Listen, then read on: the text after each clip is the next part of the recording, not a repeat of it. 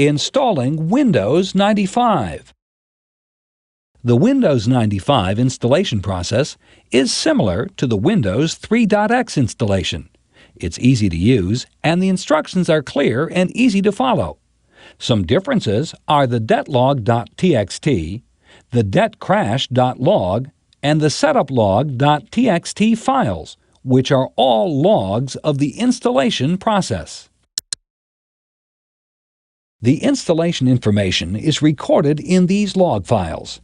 If setup crashes during installation, Windows 95 will have the information it needs to continue the installation without performing the steps that just caused it to crash.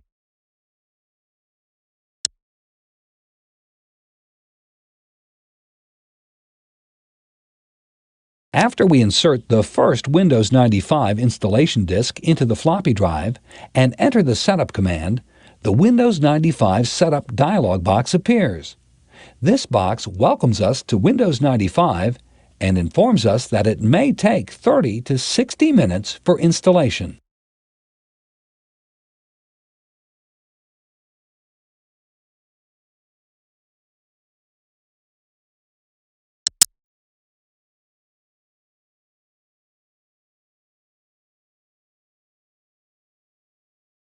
Setup begins, and then we're prompted to insert the next disk in the series of Windows 95 installation disks.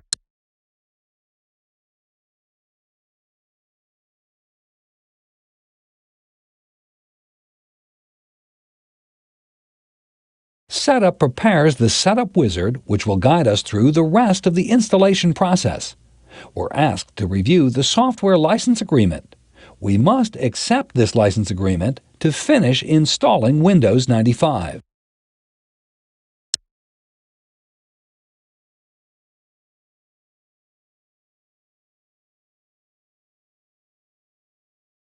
The first Windows 95 Setup Wizard screen welcomes us and outlines the next three parts of the setup. It also reminds us that Windows 95 will replace any versions of MS-DOS and Windows already on the computer.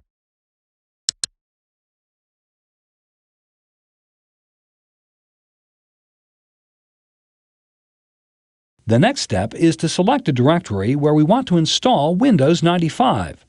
The default directory is C:\\Windows, but we could select a different directory if we wanted.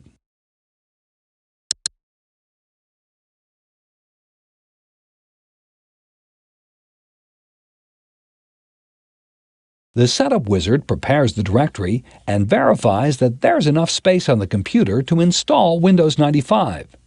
We're then given some installation options. The typical installation is the default selection and is recommended for most computers.